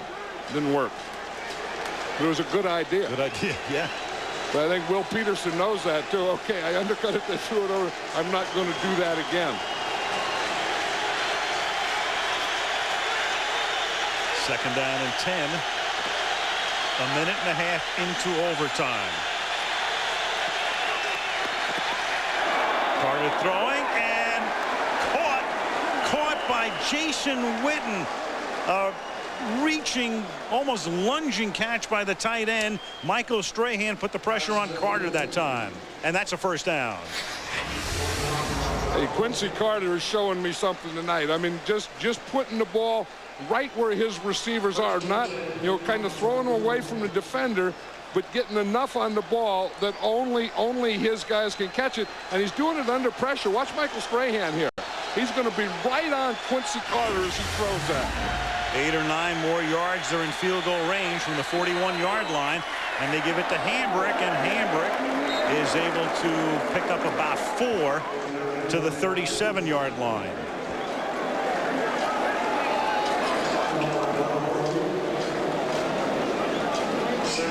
You know, this is the thing. You see Kerry Collins there, you see Jim Fossil, and they just want the ball back. I mean, as a coach who calls plays, you want the ball back. As a quarterback, Kerry Collins knows right now he's helpless. There's nothing he can do to win this game now if the defense doesn't get the ball back for him. Bryant can only pace and ponder the out-of-bounds kickoff. 2nd down and 6. Hambrick swinging to the outside. That's a big play by the Giants defense. Cornelius Griffin stops them. They were almost in field goal range, and now they're pushed back about 5 yards to the 41. Right, and this is a time when big-time players make big plays. I mean, the Giants know someone has to make a big play. Someone has to get penetration. And you're going to see Griffin's right here. He's going to get penetration and play on this side of the line of scrimmage. Jimmy comes right off the center, just pushes him back. Heck, he's 5 yards into the backfield. That's penetration. Big 3rd and 10. Still a little bit out of field goal range. Pressure on Carter. Hit as he throws. Loses the ball. It's a free ball. It's a fumble, and it's recovered by Dallas, so at least they keep it, and they'll be able to punt it. Kenny Holmes came in and stripped it, and it was recovered by the Cowboys. So the Cowboys were that close to field goal range, and now they have to punt. As I was just saying, someone had to make a play. Kenny Holmes has been quiet all night. And you're going to see him come from this backside. His left hand goes for Quincy Carter's body, and his right hand comes across for the strip. Flozell Adams recovered the football. He should have. He was the guy that was beaten by Kenny Holmes. Yes. Toby going to punt. Mitchell back to receive it. high floater. Fair catch called for. Mitchell hauls it in at the 19-yard line. Now the Giants get the ball, so the Cowboys had it for 4:26. 10:34 left in the overtime period. If you look at Kerry Collins in this second half, first half he threw for 100 yards, second half 165 yards and 3 touchdowns. So Kerry Collins, whatever adjustment he made, whatever adjustment Jim Fossil made, the offensive line, they made the right adjustments, and they took it to this guy in the fourth quarter. Ball spotted at the 20. Collins on 1st and 10.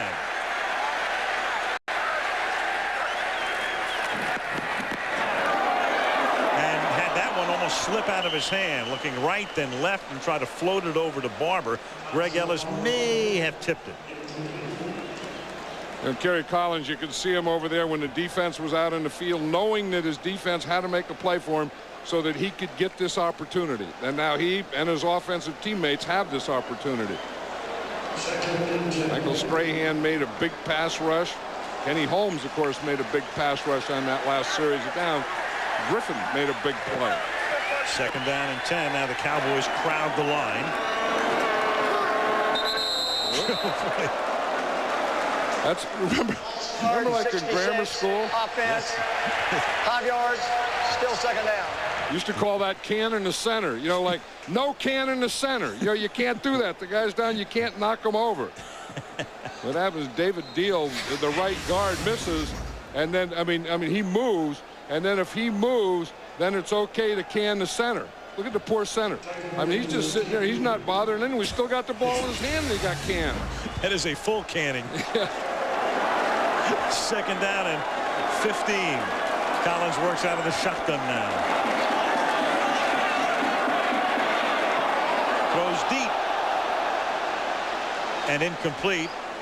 Intended, I think, for Tim Carter, and Carter fell down. Yeah, that's exactly what it was. Carter came inside, and then he was trying to make a cut back to the outside to make a corner pattern. And as he made the cut to the outside, he fell down. Moist tonight, raining off and on throughout the game lightly. Field is field turf, artificial. 3rd down and 15 at the 15-yard line. This is where Bill Parcells is thinking defense here. He's playing a 3-man line, 8 men off. You know, do you blitz from this or do you give him coverage? It looks like he's going to make Kerry Collins throw into coverage here. He will. 3 in, 8 back, and that's tipped and incomplete. So the Giants go 3 and out, and plus a 5-yard penalty, and it's 4th down, and Greg Ellis put the pressure on that time, and the Cowboys should get the ball near midfield. Right, and Greg Ellis, a big play again from the 3-man line. You're saying this shouldn't happen. You know, if they have a 4-man line, if they have a blitz, he just takes Chris Bober and he just takes his right shoulder and just spins him right around. You know, we talk about guys that had to move and rookies and so on. Chris Bober, normally the starting center, is playing right tackle, and he's having his hands full out there with Greg Ellis tonight. Jeff Fiegels to punt, Zuriel Smith to run it back. Pretty good kick. Fair catch ball for a 43-yard line by Zuriel Smith with 10:09 remaining in the regulation period. 42-yard boot by Fiegels. Cowboys tonight, their key guys. Carter, a 290-yard night. Hambrick did most of his damage, such as it was in the first half. Galloway, 3 grabs. But Glenn's been the big guy. I mean, Galloway is the star, but Glenn's been the key man. 7 for 105 yards. Looks like Terry Glenn's getting his gloves straightened out. Remember in the old days, and I remember when I was coach, I guess it was the old days when we had Stickum. Remember Fred Blitnikoff? Well, you coached Lester Hayes, who invented it. They all had Stickum. Now they don't have Stickum anymore, but they didn't wear gloves in those days either. So gloves have really taken the place of Stickum. From the 43-yard line. Carter throws, and that's incomplete. He tried to hit Glenn, and there's a flag down. Flag down in the secondary, in the middle of the field. Usually when it comes from that deep, it's holding on the tight end. Holding, 25 of the defense, 5 yards, automatic first down. Holding on Will Allen. Right, and it's usually him holding the tight end. I think on that time was Will Allen holding Joey Galloway. See Will Allen there, number 84 is Joey Galloway. And yep, that's holding. That's you got him. Again, that's a penalty, and defensive holding is an automatic first down at the 48-yard line. 1st and 10 now.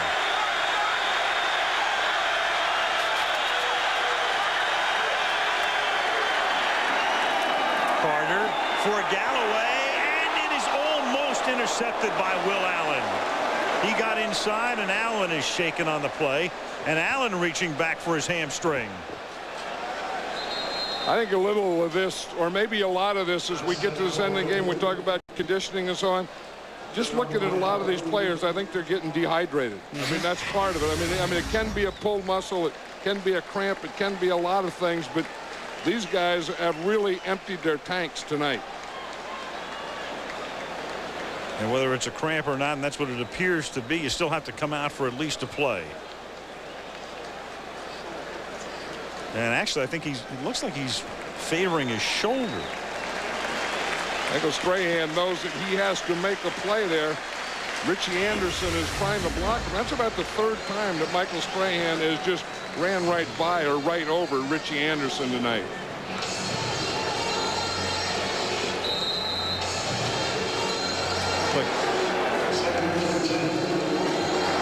Ball at the 48, 2nd down and 10. Well, I think back to the last time we played a game in this arena, 2000, Miami and the Jets, which was rated by some as the greatest game in Monday Night history. 2nd down and 10. Carter stepping up into Giant territory and gets tackled at the 47-yard line. So it'll be 3rd down and 4 or 5 upcoming. 3rd and 4 now. He didn't look like any leg was bothering him on that one. I mean, he made, some quick moves and some speed moves. I mean, he went to his left, went to his right, and then just burst straight up the middle. The Godfather coming back and trying to whack the Giants. 3rd down and 4. At the 46.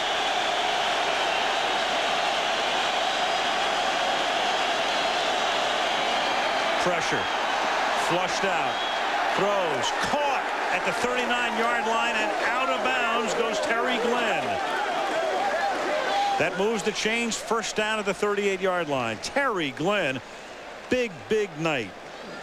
Michael Strahan almost had him there. Quincy Carter looks like sometimes like he's limping, but then within that limp he has a burst. Watch, limp, and then he just has a burst. It just takes off to the outside. Watch him here. It looks like he's limping, and then he feels Strahan coming up. He just outruns him and then makes that throw on the run. Ball to the 38-yard line. 1st and 10. I like Quincy Carter. Started to stumble, but gets the hand off the handbrake, and he bangs his way all the way down to almost a 1st down inside the 30 to the 28-yard line. Hey, one thing about Troy Hambrick, he can finish off a run. That's the thing. Remember, Walter Payton used to do that, where when you get ready to hit him, he's going to give you more than you give him.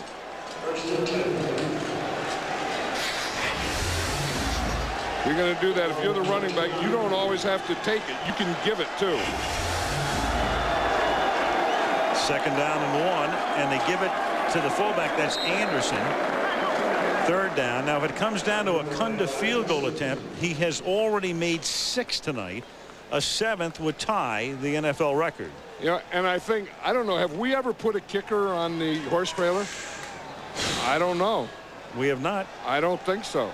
I mean, if he does it, I mean, you got to put him. I mean, you have to say, hey, maybe we have to put a kicker on. I don't know. Well, that 52-yarder at the end of regulation, that's worth it. And then there's Bryant, whose night is a little bit different right now. 3rd and a yard from the 29-yard line. A little roll, a throw. That's caught. 1st down, way into field goal territory. Inside the 10. 1st and goal. That's Dan Campbell, the former Giant. Look at Quincy Carter. He's saying, we got him on that one. Again, you see Hambrick make the run, and then they think we have to stop the run. So you fake the run, and then you come out and bootleg. And when you do that, watch how that holds that whole defense. The whole defense is going to the right, and then Quincy Carter comes out the backside, and Dan Campbell is wide open. John, there's a lot to like about Quincy Carter. As you say, 321 yards tonight. Yeah, that's part of it. I mean, Bill Parcells said, I won't know until 6 or 7 weeks from now, but I think he's getting a little indicator tonight on Quincy Carter. Now, nothing but ball security as Carter simply moves the ball as close as he can between the hash marks to set up a Cundiff field goal attempt. So he tries to kick a 7th field goal, and there it is. Jim Bakken did it for the Cards back in '67. Rich Karlis did it, and then Chris Boniol. That was a Monday night game in '96 when the Cowboys scored 21 points, all by Boniol. I don't know. What do you think about a kicker if he makes it? I think we put him on. I mean, Terry Glenn deserves half a picture anyway. Well, Quincy Carter deserves a whole bunch, yes, too. He does. I mean, he was the big question coming in here, and you know that's what Bill Parcells talked about last night. I saw Jerry Jones and Stephen Jones before the game, and I said, how you doing? How you going to do? And he said, it all depends on how Quincy Carter does. Well, yeah. Tonight Quincy Carter did his part. Big night for Carter. Big night for Glenn. Glenn tonight 8 catches for 113, putting a big third down grab here to get him truly into field goal territory. You know, one of the things that started that was Hambrick running, you know, and he was running, and then they knew the Giants defense that they had to stop the run, so they started Flo, and then they all go to Flo to stop Hambrick, and then bootlegging out the other side is Quincy Carter. So after a Giant timeout to try to freeze the kicker, here's Cundiff now. 25-yard field goal attempt to win the game. Going to hold. 7 field goals. And the Dallas Cowboys and Bill Parcells come into Giant Stadium and leave with a 35-32 overtime win. What a game. What a game. This had it all. I mean, this, you know, we talked about the offensive line, the defensive line, guys that had what they had in their tank. And then it boils down to a kicker kicking 7 to make a coach feel like this. Well, he went from looking 62 to 72, and now he's back to about 47. You know, you say these guys get paid a lot of money and they don't have emotion, they don't have passion. Then you watch those shots and you know that they still do. And for Matt Bryant, a soon-to-be sleepless night with the kickoff with 11 seconds remaining, going out of bounds to set up the heroics. The Autotrader.com postgame show coming up next as the Cowboys come into the Meadowlands and come away with a win. He's running down a man who's running down a fortune. Now everyone's getting in on the rundown. A man who has spent his entire career in high definition is the great Jerry Rice, who's with Lisa Guerrero. Lisa. Thanks very much, Al. Last year, the Raiders had the #1 offense in the league. We haven't seen that kind of production on offense so far this year. I know you were very vocal about your disappointment with the offense this past week. What is the key to turning things around tonight, Jerry? I think just playing loose football, and we worked hard this past week, and I think this team is ready. You know, we started off with a little adversity last year. We fought through it. We're going to do the same thing. It's Monday Night Football, so you better bring your best game. Jerry, you mentioned it. This is your 42nd appearance on Monday Night Football. This is a huge game. You're 40 years old, but do you still get chills when you enter into a big game like this? I am so excited, and I love Monday Night Football, and, you know, it brings out my best, and I'm just going to go out here tonight and just try to play hard and try to help my team to win. Jerry, good luck to you tonight. Thanks for your time. Al, Jerry Rice is 28-13 on Monday Night Football. As a matter of fact, his very first appearance on Monday Night Football, 1985, right here in Denver. Right here in Denver, he was the #1 choice out of Mississippi Valley State as Mike Honora gets ready to kick off for the Denver Broncos. And Ronnie Jenkins, who came over from San Diego as a run-back specialist, gets set to return the kick. Mike Shanahan, who coached the Raiders in '88 and then in 4 games in '89 before he was fired and replaced by Art Shell. Mike's been here now since '95. Has had a lot of success against the Raiders, but not last year when Oakland swept the series. So here we go with the flash balls popping, and in the mile-high air, the kick is fielded by Rodney Jenkins, 2 yards into the end zone. Up past the 20, there's a flag down, and another one now at the 27-yard line as Willie Middlebrooks makes the tackle. Larry Nemmers is the referee, and the call will go against Oakland. So they'll be backed up, and on 1st and 10, let's take a look at the Raider offense. Number 58. Rich Gannon, Delaware. Charlie Garner, the Untouchables, UT forever. Zach Crockett, Florida State. Jerry Rice, Mississippi Valley State. Tim Brown, University of Notre Dame. Doug Jolly, Brigham Young. Barry Sims, Utah. Frank Middleton, Beaumont, Texas. Matt Stinchcomb, Georgia. Mo Collins, University of Florida. Lincoln Kennedy, Washington. Garner's untouchable UT is the University of Tennessee. And they may need him to have a big night tonight to give themselves the best chance to win as Gannon gets sacked on 1st down. Coming in around the corner was Bertrand Berry. You know, that's one of the things the Raiders have had trouble with, and Rich Gannon has had trouble with. It happened to him in the Super Bowl. It happened to him in the Tennessee game. It happened last week in the Cincinnati game, getting a big hit early. Here comes Bertrand Berry right across the corner. You can see him get up the field, and then he comes to the inside. He's right on Rich Gannon. That has happened to start to take, like I said, the Super Bowl, and then the Tennessee, and then the Cincinnati. In this game, it's happened in their last 4 big games. John, in fact, in last week's game, he was hit in the back and had back spasms from most of the first period, and the first pass that he throws is incomplete. Doug Jolly, the intended receiver. 3rd and 16. Let's take a look at the Bronco defense. Trevor Price, Clemson. Monsanto Pope, Virginia. Darius Holland, Colorado. Bertrand Berry, Notre Dame. John Mobley, Kutztown. Al Wilson, Tennessee. Ian Gold, Wolverines. Lenny Walsh, Boston College. Noah Kennedy, Arkansas. Sam Brandon, UNLV. Delta O'Neal, Cal Berkeley.